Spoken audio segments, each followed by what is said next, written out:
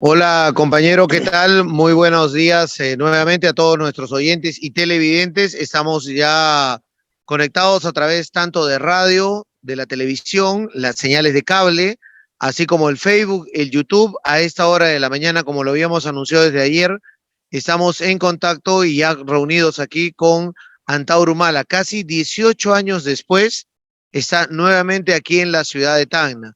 La verdad que ha sido un gusto volver a encontrarnos con él, volver a compartir un breve espacio con él aquí en la ciudad de Tacna. Como ustedes recuerdan, allá por el año 2000, ¿no? Llegamos a acompañar a Antauro Humala desde Locumba hacia Calacoa y la sierra de Moquegua. Estuvimos en Moquegua cuando junto a su hermano Ollanta llevaron adelante estas actividades de levantarse contra el régimen de la dictadura de Alberto Fujimori. Acompañamos a Antauro en todo el periplo también de lo que significa el Andahuaylazo. Tuvimos oportunidad de transmitir, estar atentos a toda la información y de estar en contacto con los reservistas que lo acompañaban ahí, donde fue detenido y luego, según lo que él nos va a comentar ahora, también seguramente porque hemos tenido oportunidad de escucharlo y también de leerlo, injustamente enviado a la cárcel durante más de 17 años que ha estado y ha sido puesto en libertad hace poco y está recorriendo el interior del país. Ha empezado por Apurímac, empieza un periplo por el sur con muchísimo éxito, hay que decirlo, lo hemos estado siguiendo en la radio con algunos videos y con algunas fotografías que nos han enviado compañeros, colegas de radio para poder difundirles a ustedes. Está en la ciudad de Tacna, llegó hace unos días, conversó con Jessica Flores, nuestra compañera de la edición nocturna, brevemente, y ha estado reuniéndose con los reservistas, pero digamos, por este silencio que hay que tener por la contienda electoral, recién hoy Antauro puede ya estar públicamente haciendo actividades y va a tener, y estén atentos a la entrevista, una serie de actividades acá en la ciudad de Tacna, en Moquegua y en Arequipa. Antauro, un gusto tenerte aquí en Radio Uno, en la ciudad de Tacna, bienvenido. ¿Qué decirle a nuestros oyentes, televidentes, compatriotas, luego de tanto tiempo de no haber pisado nuestra tierra? Buenos días, compatriotas de Tacna, de Radio Uno, Fernando. Para mí es un gusto siempre venir a Tacna. Como tú has hecho referencia, acá fue la primera rebelión etnocacerista en Fuerte Arica, el año 2000, octubre. De ahí emprendimos un recorrido por las serranías de Moquegua y Tacna y terminó todo en Calacoa con la entrega de armas que hicimos al presidente Paniagua. Ahora estoy acá luego de efectuar una segunda rebelión en Andahuaylas. Soy el último de los que salen de la prisión, como tú has referido, casi 18 años. Y ni bien he salido, lo primero que he hecho, poniéndome de acuerdo con mi familia, que era primero probar mi libertad. Entonces ese es el motivo por el cual estoy recorriendo las regiones del sur del país, empezando por Apurímac, Andahuaylas. Hemos recorrido ya Cusco y toda la región Puno. Se habrán hecho unos 10 mítines totalmente contundentes, el apoyo popular es palpable. Y hemos bajado de Puno a Tacna. Por esta contienda electoral hemos tenido que respetar el silencio electoral que hay que tener, pero ahora ya lunes empezamos nuestra actividad y hoy día dentro de 3 horas voy a tener una conferencia de prensa con todos los medios de Tacna y mañana a las 4 de la tarde estoy convocando a una concentración pública, un meeting en la Plaza de Armas para agradecer al pueblo de Tacna el contingente reservista enviado desde acá hasta Andahuaylas, que me acompañó inclusive en prisión, y que fue el contingente más numeroso de los que asistieron a la rebelión de Andahuaylas. Asimismo, para proclamar mi inocencia y denunciar el golpe de Estado, y asimismo eh, definir que acá en el Perú nos falta o es necesario ya una refundación republicana ante la crisis permanente de un tercio del siglo que estamos soportando. ¿Cómo estás luego de los 18 años? Bueno, obviamente estamos más viejos, ¿no? 18 años más viejos, veo a mis compatriotas más canosos, con kilos de más, pero hay una juventud que está entrando al enocacerismo, igual de pujante, y es que la juventud peruana está, pues tú tienes que ver de que todos los peruanos que no tienen más de 35 años, o sea, que están en la juventud y en la madura, no conocen un presidente honesto. Exacto. No, ese es un crimen, ese es un problema gravísimo, ese es el problema de seguridad nacional. Y por eso que considero que están dadas las coyunturas, ¿no? La situación del país, la crisis exagerada que ya tenemos. Yo considero que en sociología clásica es lo que el marxismo llamaría situación revolucionaria. Estamos en ese momento. Sí, sí, Pero yo te preguntaba esto, ¿por qué? Porque tú, cuando se te entrevista, y nosotros hemos entrevistado también a los reservistas que han ido saliendo en libertad, todos proclaman tu inocencia y la inocencia de ellos y la forma como fueron tratados del Estado. Pero 18 años es para quebrarte. No es para decir, oye, llevó esto y realizó esta acción. Es para quebrarla a la persona para que cuando o en prisión se quiebre o cuando salga no se vuelva a meter en estos temas. La historia tiene esos casos de gente encerrada para quebrarla. ¿Cómo estás en ese tema? Sí, efectivamente, lo que tú dices es cierto, ¿no? Normalmente, después de 18 años, el común de las personas se quiebra. Pero en el caso nuestro, a pesar que hemos sufrido una traición tremenda con Cosito en prisión, creo que la ideología, la mística ha quedado. Y más aún, ahora que hemos salido, hemos visto que las banderas del andahuaylazo contra la constitución fujimorista y en pro de una refundación republicana siguen vigentes. En estos 18 años han sucedido muchas cosas. Se destapó el escándalo del saqueo lavajatista, que son los mismos delincuentes del 5 de abril a la fecha. Encima lo del COVID despejó que el crecimiento era una falacia, era una estafa. Y encima nos amparan 1,5 millones de venezolanos, ¿no?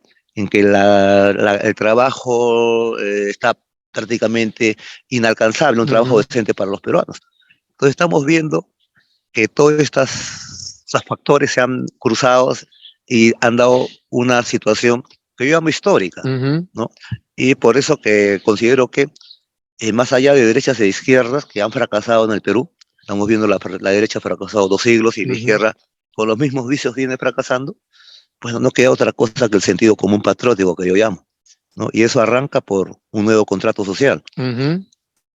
Posiblemente esto sea catalogado como una medida de izquierda, ¿no? Pero desde el punto de vista patriótico hay medidas que nosotros estamos contemplando que tranquilamente también podrían ser consideradas de derecha. Por ejemplo, no puede haber trabajo para un extranjero en tanto hay un peruano desocupado. Esto lo haría un gobierno suizo, cubano, si está en una situación laboral de crisis como nosotros. ¿Pero es de izquierda o vas a banderas nacionalistas? Mira, Fernando, nosotros por doctrina no nos regimos en función a coordenadas de izquierda y derecha, sino de globalismo nacionalismo. Entonces, para nosotros la principal contradicción ahorita, y se está perfilando en Ucrania, en los conflictos que estamos viendo, no es tanto de izquierda y derecha. Acá la situación es gobiernos nacionales o un poligobierno mundial global, ¿no? Entonces, eso es lo que está en crisis ahorita. Cuando saliste y en algunas declaraciones que has dado, has dicho que ya este tema de llevar adelante un levantamiento en armas no era el camino, sino que había que ganar con las reglas que están colocando en la actualidad. Y con esas reglas vas a ganar. Incluso he escuchado por ahí que hay congresistas que quieren cambiar las reglas. O sea, que como estás sentenciado, tienes una sentencia, no puedas postular en el próximo periodo electoral. Pero lo que tú has afirmado es, vamos a ganar con estas reglas. Perfecto, sí. Acá en Tacna se hizo el primer congreso nocacerista, 2 años antes del andahuaylazo, y ahí se definió, en ese entonces, que el enocacerismo estaba perfilándose por la vía no convencional, insurgente. Hicimos el andahuaylazo, fuimos traicionados, pasó 18 años y la situación ha cambiado. Entonces ahora salimos en libertad, entrándonos de frente a la vía electoral. Es decir, vamos a jugarle al Estado criollo de derecho con sus reglas, tramposas por cierto, pero estamos convencidos que vamos a ganar, más aún al verificar el apoyo contundente que hemos tenido en Apurímac, Cusco y Puno, y estamos seguros que lo vamos a seguir continuando teniendo en Tacna, Moquegua y Arequipa. Ahora, muchos han levantado esas banderas. El propio Ollanta ganó, y creo que para nadie es un secreto en el sur que el trabajo se lo hizo Antauro. Así. ¿No? Ese trabajo se lo hicieron. Y otros, incluido Castillo y la izquierda en diferentes elecciones, han levantado esas mismas banderas de la gente del sur del país y se han llevado el voto a caudales desde el sur. Votaciones al 80% y hasta más. Sí. Y no le han cumplido. Bueno, Ollanta traicionó vilmente. No existe la palabra traición. Y lo hizo. Y Castillo no tiene liderazgo ni tiene capacidad, por más que tenga la intención. Entonces estamos viendo 2 frustraciones. Una, premeditada y vil, la de Cosito, y la otra, digamos, por incapacidad, más que todo. En el caso nuestro, nosotros tenemos ideología, tenemos fuerza, tenemos verbo y somos decididos y es más, somos consecuentes. O sea, en nosotros, en Antauro Humala y los neocaceristas, nunca va a haber tradición. Nadie sale después de 18 años a bromear. Yo salgo a hacer las cosas y también tenemos una filosofía de vida, ¿no? O sea, la lealtad ideológica, eso yo lo he heredado de mi padre.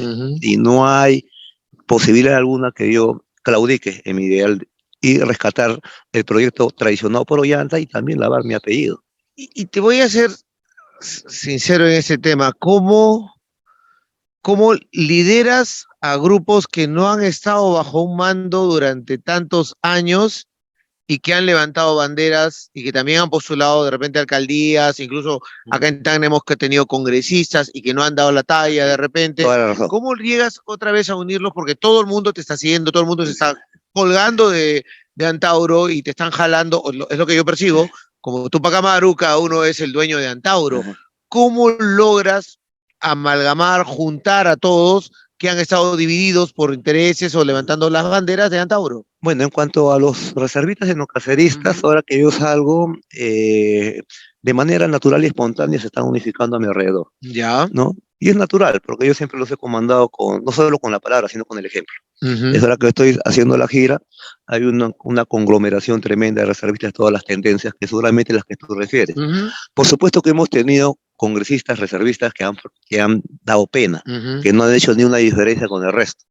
Esto para mí es una gran decepción y obviamente tenemos que tomar medidas para contrarrestar esto. No podemos darnos el lujo, ahora que estamos seguros que vamos a ganar las próximas elecciones, de tener ese tipo de congresistas camaleones, digamos así. Y ahí voy a tener que esforzarme mucho para evitarlo. Ahora, con respecto a los otros grupos o compatriotas que no son enocaceristas y que están juntándose a la proclama de 10 puntos patrióticos que yo he hecho, bueno, esos son bienvenidos, por eso el enocacerismo está transformándose en una maquinaria electoral, pero no vamos solos, estamos convocando a otras fuerzas con nosotros que estén de acuerdo con de los 10 puntos en nuestra plataforma política que arranca con asamblea constituyente, renacionalizar todo lo extranjerizado, no puede haber un extranjero con trabajo en tanto hay una persona desocupado, pena capital para los presidelincuentes. Son 10 puntos y simplemente la consigna que yo he dado es de que basta con que una agrupación esté de acuerdo con alguno de esos 10 puntos, para nosotros tiene las puertas abiertas para participar y construir esta organización. ¿Y si están vinculados a la corrupción o si han estado vinculados a los otros regímenes que tienen presidentes delincuentes o tienen algún tipo de denuncia? Si el candidato es corrupto y está denunciado, obviamente mejor que ni se presente, pero nosotros somos conscientes de que todo el Perú fue engañado. Es más, yo fui engañado, yo acabo de salir de prisión por el engaño de un hermano, la traición de un hermano. Es más, yo lo hice presidente. Y muchos enocaceristas contribuyeron a serlo presidente. Y seguramente otros fueron engañados por Toledo, otros fueron engañados por García. Hemos sido engañados durante un tercio de siglo. Por consiguiente, en este frente estamos los engañados, los timados, los indignados, como se dice. Y obviamente he puesto 10 puntos en una plataforma común y nuestra actitud es, todos los que estemos de acuerdo con esos 10 puntos, bienvenidos para cambiar la República. ¿En política dirían los nadies? Sí, creo que sí. Creo que el problema es que los nadies nunca son representados en el país. ¿Y esperabas que Ollanta te indulte? No. Es más, nunca se lo pedí tampoco, porque pedir el indulto era reconocer la falta. Yo nunca he reconocido que he hecho mal en Andahuayla, estoy orgulloso de eso. Entonces, pedir perdón es reconocer la falta. Yo nunca he pedido perdón por rebelarme contra Toledo. Y en cuanto a los muertos, yo estoy denunciando un crimen de Estado. Entonces, nunca nos hicimos la esperanza en el traidor Cosito, ni en su mujer. Sabemos que eran dos miserables y había que soportar a pie firme la traición y lo han soportado. Salimos libres y la historia nos da la razón. Y se habló que Castillo también ofrecía a indultar a Antauro. El Castillo no tiene posibilidad de cumplir su palabra.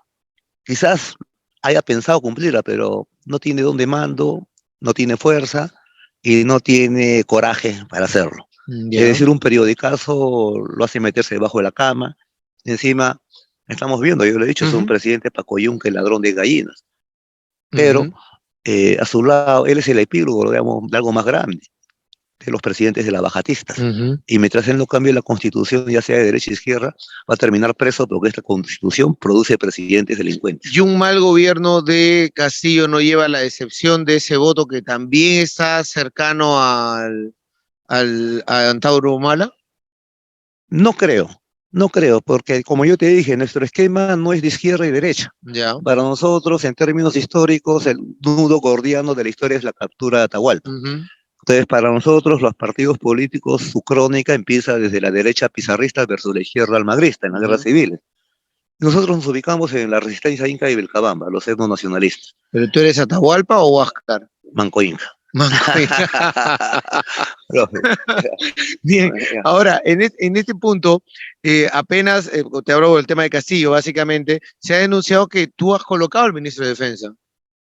esa es una elucubración, imaginación de Willax, Ya, de Willax. pero salió hasta en la República en primera página. Bueno, pues Chicho Mome desfilaba por la salita del CIM y siempre ha tenido bronca al enocacerismo, no como el viejo Mome. Ujú. El viejo Mome sí era un caballero, Sí, era sí. era un tipo respetable y respetado. Ujú, Pero el hijo es todo lo contrario.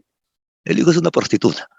ujú. Entonces, que nos ataque es como que nos ataque el comercio. Yo le digo Ya. siempre a mi gente, cuando el comercio, Careta y la República de Chicho Move hablen bien de mí es porque los he traicionado. O sea, nunca van a hablar bien de mí. ¿Y la prensa de Antauro, cómo va a moverse? Porque tenía muy buena circulación aquí en el sur, teníamos a varios Sí. endocacerizas que los vemos aquí en Moquegua, el Osito creo que es el más conocido acá en Tacna, El oso segura. el Oso Segura, que Sí. se mueven por todos lados y van con sus megáfonos y todo. ¿Esa prensa se va a reforzar? ¿Se va a trabajar esa prensa? Sí, en estos 17 años de cautiverio, la prensa ha salido, digamos, de manera descentralizada, descoordinada. Cada Ujú. región sacaba su Exacto. noticia, pero existían. Hicieron Ujú. acto de presencia y mantuvieron con vida, por lo menos, el logo enocacerista. Ahora que yo salgo, estamos a punto de sacar ya nuevamente la prensa a nivel nacional. Creo que en la quincena de octubre sale el primer número. Ya. De ahí comenzamos a salir Igual como Antauro. como antes y yo Ujú. direccionándolo, Ya. ¿no? Y claro, teníamos mucha fuerza en el sur. Sí, sí, sí, la Y distribución era buena aquí en el claro, sur. y reflejaba la fuerza política que teníamos. Por Ujú. eso que las dos rebeliones genocaceristas han sido en Tacna y Apurímac, Ujú. donde reventábamos más prensa, donde habíamos consumo de prensa Ujú. etnonacionalista. Sí, la vamos a sacar, Fernando. Permíteme regresar a un tema actual. ¿Cómo tomas sé que has dicho llegando acá, no me interesan las elecciones, pero puede salir López Aliaga de alcalde de Lima y esa decisión, cómo tomas ese voto en la capital? Bueno, estoy viendo los porcentajes, también Ujú, es un voto ajustado, ujú, ¿no? O sea, no es mayoritario, o ujú, sea, son minorías. Obviamente, pues, por Lima entra toda la globo idiotización desde 1532 hasta ahorita. Y es una plaza, como está muy contaminada en el aspecto político, es una plaza dura para el nacionalismo y para la izquierda. ujú. Lo vamos a trabajar. En cuanto a López Aliaga, yo creo que en verdad nos conviene que estén definidas las cosas. Ya. Un personaje de la ultraderecha cavernaria que esté de alcalde nos va a hacer mucho bien para nosotros hacer una buena oposición desde los pueblos jóvenes y suburbios de Lima, para capturar en las próximas elecciones de la alcaldía de Lima, que estamos seguros que lo vamos a hacer. Regresemos acá a Tacna, básicamente para el mensaje que hay a los endocacerizas, a los nacionalistas. ¿Cuál es la situación con aquellos que estuvieron detenidos, aquellos que, perdón, presos contigo en diversas cárceles? ¿Cuál va a ser el grado de participación de ellos mismos? Por ejemplo, está el señor Copa, está también Maquera. Maquera fue congresista de la República. ¿Qué fue lo que pasó? Héctor Marquera ha sido expulsado del enucacerismo. Expulsado. Sí, por miserable, ¿Por qué? por miserable. Mire, nosotros cuando lo entrevistamos antes de la campaña electoral, la bandera de Maquera fue eh, indulto a Antauro.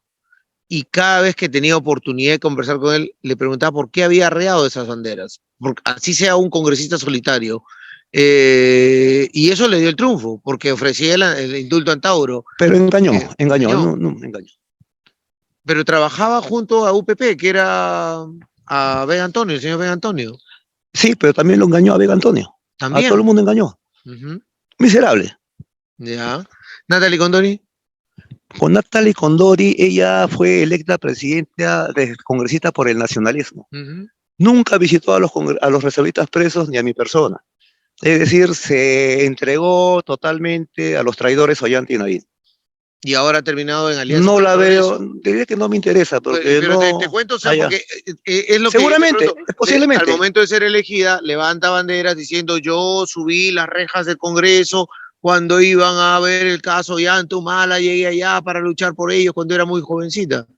O sea, por eso te digo, la gente toma las banderas de Antauro Claro. para llegar a un cargo. Claro, lo que quiero saber... Y luego no responde a lo que le han ofrecido a la gente, queda mal, no solamente el que fue, sino toman el nombre de Antauro. Ese es el problema electoral que tiene el país.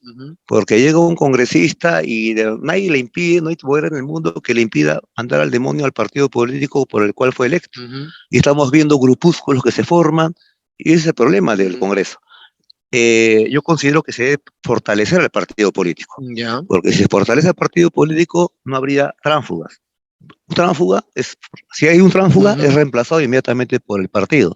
Porque, por ejemplo, si yo sé que hay un partido socialdemócrata, yo sé que su posición económica va a ser socialdemócrata.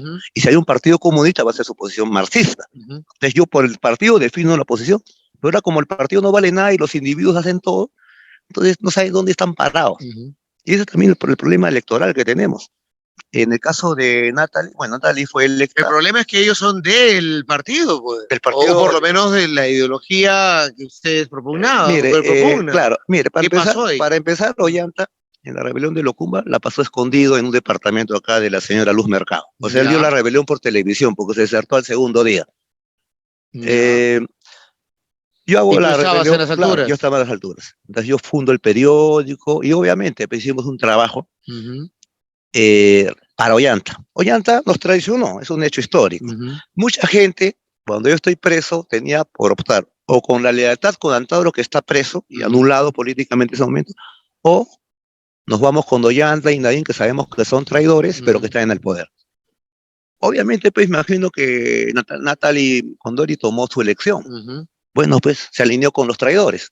Yo no tengo nada que ver con ella y para mí es una persona despreciable. En cuanto a Maquera, salió electo con banderas de indultarme, no hizo absolutamente nada, abandonó a sus compañeros y creo que se dedicó a cosas, digamos, nada honestas en Tacna, según entiendo. ¿Y la relación con César Copa? Hay buena relación, es un tipo consecuente, yo lo valoro mucho, mi compañero de lucha, no solo de Andahuela, sino de Locumba. Yo lo aprecio bastante a César porque se ha mantenido fiel al mensaje original. Sí, a él se le nota en ese momento. ¿Qué postulando elecciones, qué es lo que buscan? ¿Refundar la República, cambiar la Constitución, demoler todo? ¿Qué es lo que buscan al llegar? Porque además, si se someten al sistema, tienen que conseguir por lo menos mayoría en el Congreso de la República. O sea, no es solamente llegar a la presidencia, es conseguir una mayoría congresal, si no vamos a ver lo que tenemos el día de hoy. Mira, la situación republicana para nosotros obviamente no es una crisis que compete solamente al gobierno de Castillo. Para nosotros lo de Castillo es un epílogo de algo más trágico, más monstruoso, que se arrastra desde el Fujigolpe del 92, con 5 presidentes delincuentes, perseguidos, etcétera, de lo cual el puchito es Castillo. Entonces, cuando yo escucho, ¿por qué Castillo no lo meten preso? Digo, es un ladrón de gallinas, es un pacoyunque. Y yo estoy esperando que lo metan preso, pero antes quiero verlo preso a Cosito, quiero verlo preso a Kuczynski, quiero verlo preso a Toledo, porque estos son cachalotes, pero no son cachalotes.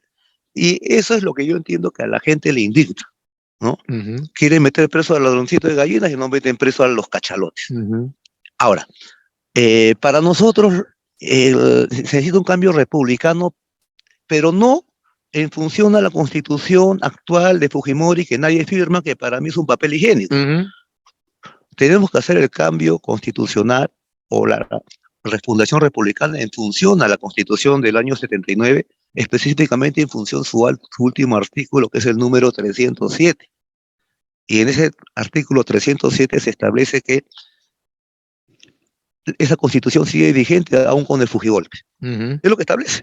Y que todo peruano investido en nueva autoridad tiene el deber, o sea, la orden, de insurgir en su restablecimiento. O sea, lo que yo hice en Locumba y Andahuaylas y lo que hizo el general Salinas en el 92, en el 13 de noviembre.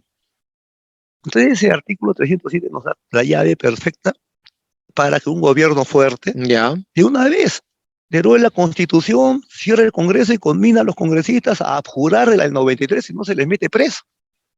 Pero para eso hay que tener un liderazgo, Ya. que no lo tiene Pedro Castillo, hay que tener un aparato político y una bancada congresal robusta, que no lo tiene Pedro Castillo. Pero sobre todo un respaldo ciudadano. Exacto. Que tampoco lo tiene Pedro Castillo porque no sabe ni hablar. Entonces, para nosotros es la tarea que nosotros vamos a hacer. Y lo vamos a pasar en la Constitución del año 79. Ya. Y por eso nos da la facultad, ¿no?, para meter presos a todos los presidelincuentes desde el 5 de abril del 92, que son los mismos de Lavajato. Son los mismos de Lavajato. Y en esa misma Constitución del 79 restablecida, en tanto se convoque la Asamblea Constituyente, aplicamos la pena de muerte a los presidelincuentes porque es necesario un escarmiento histórico. Entonces, para nosotros el cambio republicano implica el escarmiento histórico, la derogatoria de la Constitución fujimorista, la implementación del artículo 307 de la 79 durante el año que demore la convocatoria de la Asamblea y salga el nuevo producto, el nuevo contrato social. Entonces, para eso, nosotros esa es la refundación republicana. El mandar al paredón a los expresidentes no nos coloca en un contexto internacional complicado de nuestro país. No, yo creo que nos coloca como cúspide, como algo ejemplar. Somos, miren, América Latina, ¿cuántos presidentes lavajatistas hay? ¿No? Es más. Pero Perú es quizás uno de los pocos que procesa. No ha sentenciado, pero procesa. Por lo menos estamos en eso. Pero a lo que voy es de que, por ejemplo, en China existe pena de muerte por delitos políticos, ¿no? Antes de hacer el andahuaylazo, fui a hacer una conferencia en Shougang, Marcona, y al sindicato me mostró un periódico en chino, me lo tradujeron, y era que al gerente chino del Partido Comunista Chino, porque el Estado chino es claro, manejan las empresas. Regresó a Pekín, y en ese periódico salía que lo habían juzgado y condenado a muerte, a la horca, y el delito era, me gustó, crimen económico contra el pueblo chino. Entonces yo me puse a pensar, con razón, pues, que China es potencia mundial, pues. Con razón que China es potencia mundial. Entonces, para nosotros... Eso es como decir corrupción, o sea, directamente. Es que o sea, China, estás en corrupción, le has tocado el dinero al Estado. Claro, ahora, pero es más que corrupción. En el caso del presidente, que personifica la nación según la Constitución, es traición a la patria. Porque entregar la frontera horizontal, que es de Tacna a Tumbes, o la frontera vertical, que es el espacio aéreo, suelo, subsuelo, mineral, etcétera, entregar el mineral, que es el subsuelo, que es espacio, es frontera vertical, desde el punto de vista etnocacerista, es tan grave, tan traidor como entregar Tacna o Tumbes a una potencia extranjera. ¿Y hay alguna coincidencia con el serronismo, con Perú Libre? No, nosotros, bueno, como te digo, el serronismo es un partido marxista-leninista clásico, ¿no? Para nosotros también, así como hay colonialismo ideológico de derecha, también hay colonialismo ideológico de izquierda. Y el marxismo es una forma de eso.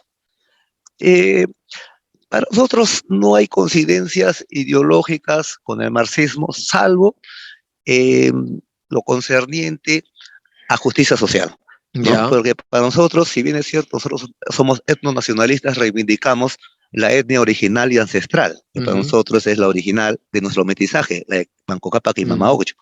Entonces, este Perú profundo, ¿no?, desde el punto de vista etnonacionalista, coincide desde el punto de vista clasista con las clases desfavorecidas. Entonces, por ahí puede haber una conjugación o una coincidencia de intereses, pero no porque sea nuestra ideología, sino porque coincide lo que es el Perú profundo con las clases sociales. ¿Y cómo se pueden diferenciar? Porque el ataque va a ser Antauro es fascista. Bueno, va a querer ser el Mussolini peruano, claro, el Hitler peruano, acá es y en una próxima elección vamos a tener a una derecha bruta y achorada contra alguien a que es calificado de fascista. Yo pienso que los sociólogos que están clasificando el fascismo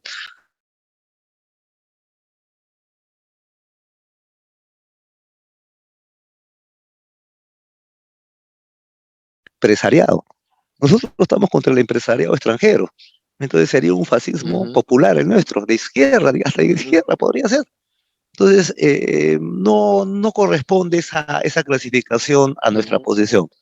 Nosotros somos, obviamente, claro que somos anti-extranjeros, pero ¿por qué? Porque estamos dominados económicamente por el poder económico extranjero y también en el punto de vista de las clases populares, tenemos una invasión venezolana de 1,5 millones que nos quitan trabajo a un pueblo que ya está demasiadamente castigado, desempleado.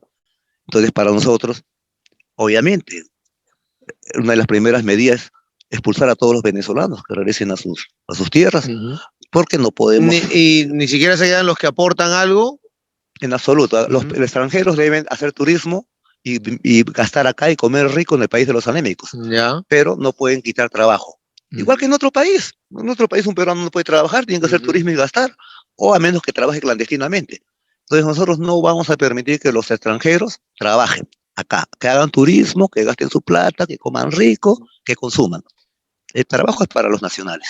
¿Y cuál sería la visión que tendrían hacia el empresariado nacional? ¿Cómo tendría que ser esa empresa nacional?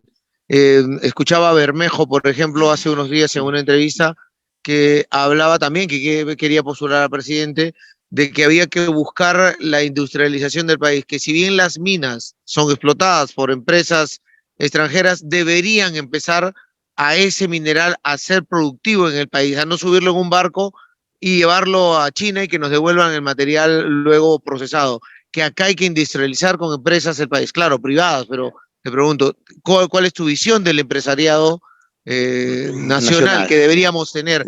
Hoy incluso que es 3 de octubre, día de la entrada de Velasco. Para nosotros el mercado nacional debe ser para empresariado nacional. Ya. O sea, no permitiríamos la competencia extranjera. Ya. Pondríamos aranceles a todo producto que compita con una producción local acá. Ya. Es decir, solamente se permitirían importaciones de lo que no producimos. Ya.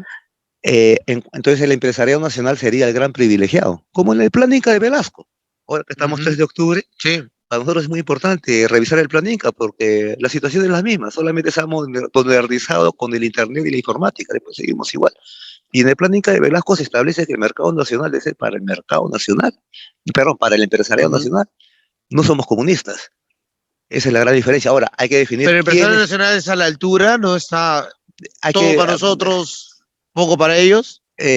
Bueno, habría que definir al empresariado nacional. ¿Quién es el empresariado nacional? Pues le pongo a licor.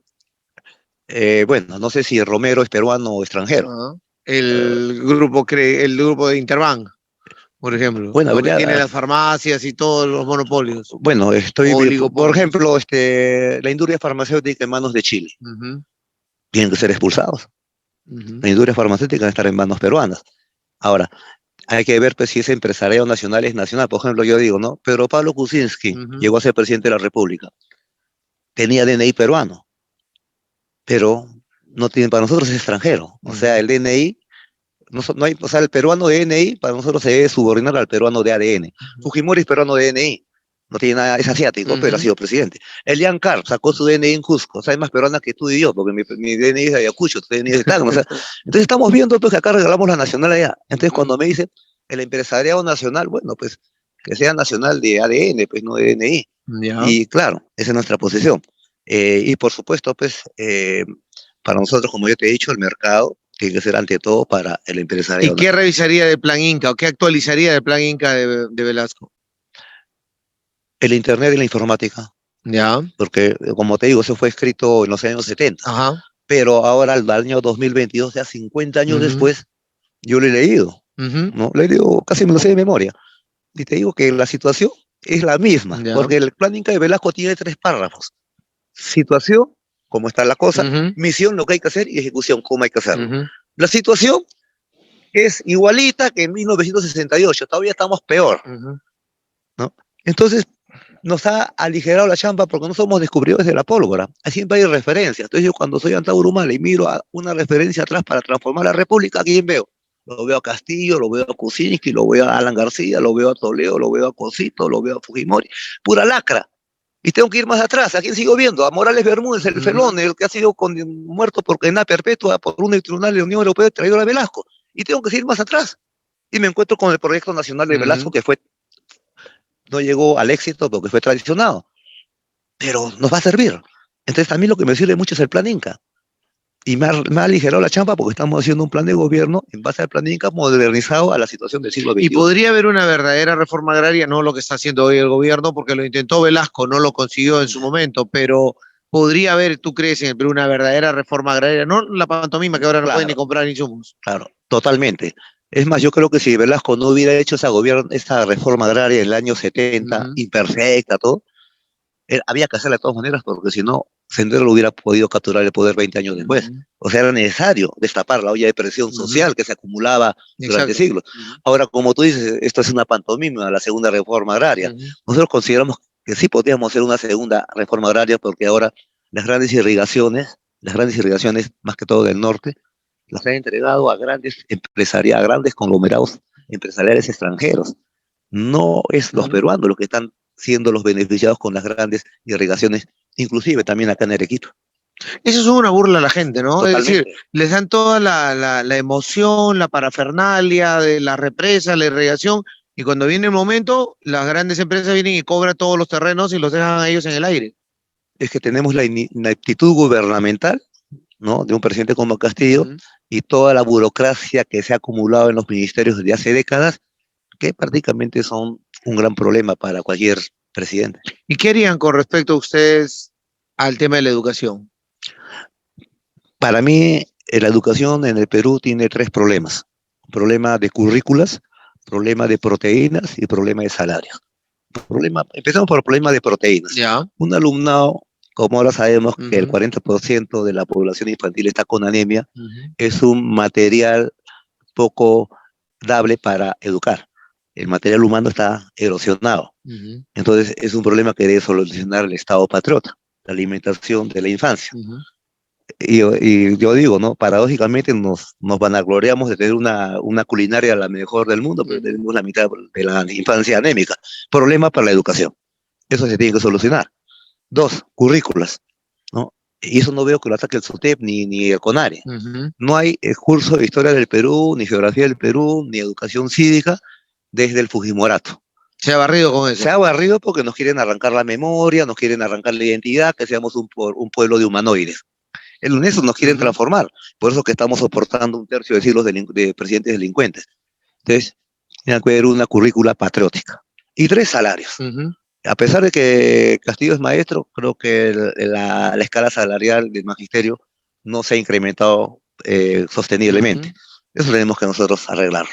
Pero obviamente también va con la capacitación del magisterio. ¿Cómo ves nuestras relaciones con Chile en la actualidad?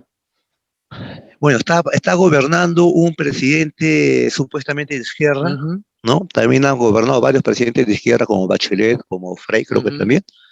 Y estoy viendo que en Chile haya gobiernos de izquierda, gobiernos de derecha, siempre hay una política sólida y consecuente exterior de parte del Estado chileno, Ya, tanto con Bolivia, tanto con Perú, ¿no? En el caso peruano, se puede decir que hay un status quo, ya. ¿no? Con respecto a la frontera sur y para ellos a la frontera norte. Y la situación es que Bolivia siempre va legítimamente a aspirar a recuperar su mar. Ujú, Entonces estamos viendo que en el tripartito peruano, boliviano, chileno se dan todavía primero tensiones geopolíticas que ya se supone que habían acabado en todo Sudamérica. ujú, Es el único punto de tensión geopolítica, pues se concentra ahí la Mediterránea boliviana. Se concentra ahí el tripartito peruano, boliviano, chileno y siempre con la aspiración peruana sobre Arica. ujú. Y se concentra ahí también la gran migración aymara hacia la costa. Y me dicen que en Arica un 30-40% es población aymara, Sí, sí, sí. y me dicen que igual es en Pisagua y Toda bueno, esta etcétera. zona se hace en los congresos aymaras, Exacto. Y Bolivia, el estamos norte sabiendo que chileno y Tacna. Tacna, Moquegua, Arequipa Ujú, también son zonas con bastante ujú, migración aymara. ujú, Entonces, eso es muy interesante. Eso es ujú. para mí muy interesante porque Bueno, ahí no eh, hay fronteras, no hay digámoslo así. frontera. Pero te cambio la pregunta Ya. entonces con Chile. ¿Qué harías con Tacna? O sea, con Tacna abandonada, con Tacna no atendida, con Tacna Tacna es que con una sin frontera marítima, claro, es recortada. que hay que tener en cuenta que el puerto natural de Tacna es Arica. Ujú, Es como Arica es a Tacna, como Callao es a Lima. Entonces, obviamente la postergación de Tacna en términos, digamos, de actual convencionalismo ujú, de relaciones exteriores entre Perú y Chile, va a ser desfavorable siempre a Tacna. ujú, Yo sostengo.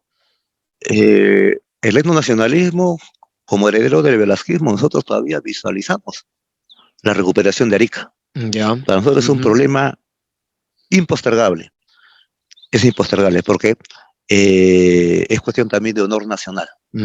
Y yo como soldado de infantería, para mí la solución de Tacna implica la recuperación de Arica. No, por eso te hacía la pregunta por el tema estratégico también de Tacna aquí, no atendida por el gobierno, abandonada y dejando que el norte chileno tenga una mayor posición en el mercado, incluso económico, sobre Tacna y sobre Bolivia. Bolivia depende permanentemente de la salida del puerto por los chilenos y nosotros dependemos básicamente del turismo, si no, no sobrevivimos y no se ve una atención estratégica geopolítica por parte del Estado hacia esta región sur. Efectivamente, y así va a seguir siendo. La única vez Mientras en que tengamos hubo, un status quo en la Cancillería, no va a cambiar o eso. tengamos un gobierno tipo Velasco, ¿no? Que ponga geopolíticamente su sitio a Chile. Con Velasco, por vez primera, desde la batalla de San Francisco, Chile se vio obligado a hacer planes defensivos con respecto a las Fuerzas Armadas peruanas y mina la frontera norte. Yo reitero, desde Velasco hasta ahorita todo ha sido traición. Entonces, con nosotros, seguimos la línea de Velasco, vamos a poner las cosas en su sitio y Tacna va a tener la oportunidad de reflotar nuevamente. Antauro, te agradezco estos minutos que nos has dado. Te pido que nos confirmes hoy conferencia de prensa. Sí, Fernando, hoy día a las 10 de la mañana, 11 de la mañana, perdón, tengo una conferencia de prensa. En el Sindicato de Construcción Civil con Afovicer, ¿no? Así es. Y mañana a las 4 de la tarde tenemos una concentración en la Plaza de Armas. En la Plaza de Armas, Centro Cívico. En la Plaza de Armas, en el Arco Clásico de Tacna. ¿Donde hace cuánto? ¿El 2000? El 2022 años concentramos a toda la población en Tacna que nos agradeció la rebelión y también su participación. Porque el contingente, si no sé por la reacción popular que hubo en Tacna, esa rebelión no hubiera fracasado. Si es que Tacna y Moquegua no hubiesen acompañado, reaccionado, buscarlos a ustedes, quedaban abandonados en la sierra y pasados a una mazmorra de repente. Ahí nomás. Entonces, para nosotros, particularmente para mí, porque ya te estuve escondido, lo que pasó en el año 2000 con la reacción del pueblo de Tacna y Moquegua de subir a las alturas cuando nosotros estábamos ya abandonados. Yo estaba a las justas con 2, 3 soldados, durmiendo en cuevas. Ollanta se había desertado, toda su tropa se había desertado, hasta el general que habíamos capturado, Ollanta lo había dejado libre. Éramos unos fugitivos. Y fueron los contingentes que subieron en Tacna y Moquegua en grupitos de 10, de 20, 30, que poco a poco se fueron juntando en las alturas de Moquegua. Y al último se hizo un efectivo de 2000 reservistas. Con eso yo bajé a Moquegua y después me pasé a Tacna. Y cuando ingresé a Tacna con esos compatriotas, me entero de la fuga de Fujimori al Asia. Entonces la rebelión cumplió su cometido. Porque si tú te acuerdas, en ese entonces éramos más muchachos. No, sí lo recuerdo. O sea, mientras tú estabas ahí, yo estaba en Moquegua con el Defensor del Pueblo, Santi Esteban, si no me equivoco, buscándolos por todos lados. Que yo trabajaba en ese momento para el diario Liberación de César Hildebrand. Me decían, sube a Calacoa, y me subía a Torata, me iba por allá, búscalos donde sea, encuéntralos, donde sea. Bueno, yo lo buscaba a los dos, era uno nomás que estaba ahí, ¿no? Pero no los encontrábamos, los encontró a TV, me acuerdo. En su momento en una combi les hicieron una entrevista, la primera entrevista que dieron. En su momento, y después salieron de Calacoa, donde estuvo mi madre. Estuvo con Carlos Jaralmonte allá en la zona altoandina. No, tu padre, conversaban por teléfono y hacían ese contacto, también enlaces, se anunció el tema de Toquepala. Debo reconocer también la gran reacción que tuvo la prensa tacneña, incentivando que fueran los reservistas. Estaba Radio 1, varias radios. Varias radios eran, en realidad. Y recuerdo, ¿no? Las convocatorias de la población, las llamadas telefónicas para ir al Grau, al mercado, a recoger la papa, la cebolla, para que los reservistas partan y se dirijan. Y hay que ver de que Fujimori se iba a quedar hasta el 28 de julio del 2001. Gracias a esa rebelión que fue apoyada por Tacna y Moquegua, es que renuncia y huye al Japón. Tacna, Iquitos, Arequipa eran de las pocas regiones que se movilizaban en esa época contra Fujimori. Claro, y en ese tiempo ya se dio la guerra informativa entre la prensa provinciana y la prensa limeña. Porque la prensa limeña estaba alineada como ahora con la derecha. Y fue la prensa provinciana, la prensa alternativa, que la menor, la que dio el enfrentamiento y que posibilitó que esa rebelión no se esfumara, no se aplacara. si no siguiera exitosa. Antes de terminar, la relación con la prensa, cómo la tienes, cómo la llevas? Porque sí hay silencio informativo, sí hay una declaración tomada del ángulo que no quiere darse, si no se le agarran otro ángulo. Claro.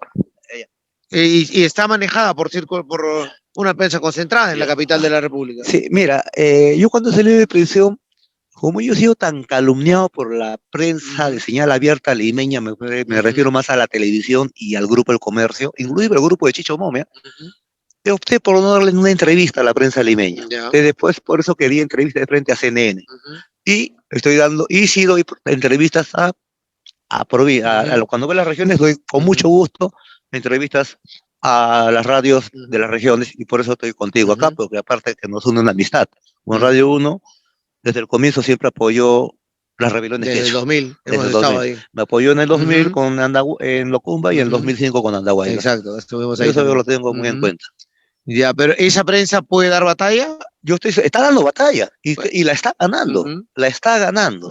Y yo te digo una cosa, si tenemos la oportunidad, la providencia, el Pachacama nos da de conducir los destinos de nuestra patria, y reactualizando el plan Inca, yo soy un convencido que la televisión de señal abierta nacional, que tiene su sede en Lima y cuyos dueños son la mayoría extranjeros y desfilaron en la salita del CIM, tiene que ser expropiada y entregada a la sociedad civil organizada.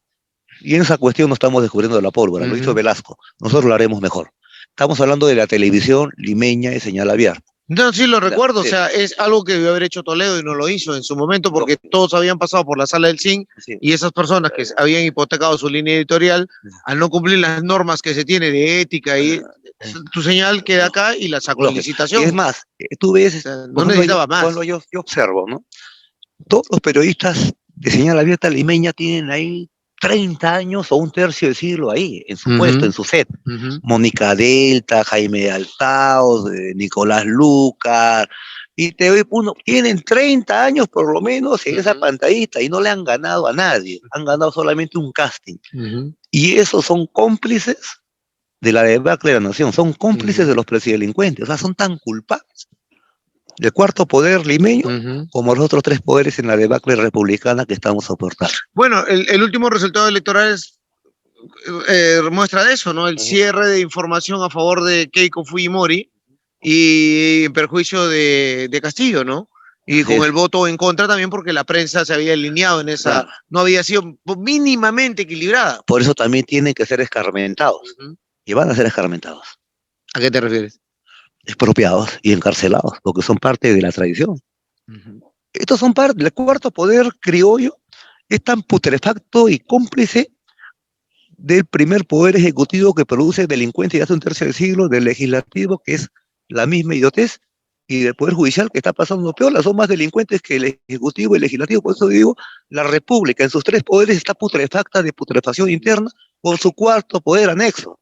O sea, es lo que yo digo, pero es una situación revolucionaria, cambio republicano, fusilamientos, guillotina, moralidad. Es lo que yo apunto, y no salgo después de 18 años a bromear, yo salgo a hacer las cosas en serio. Nadie sale a bromear después de 18 años en cautiverio, Fernando. Lo tenemos claro. Gracias, Santauro. Ya, gracias, Juan. Vamos a estudios.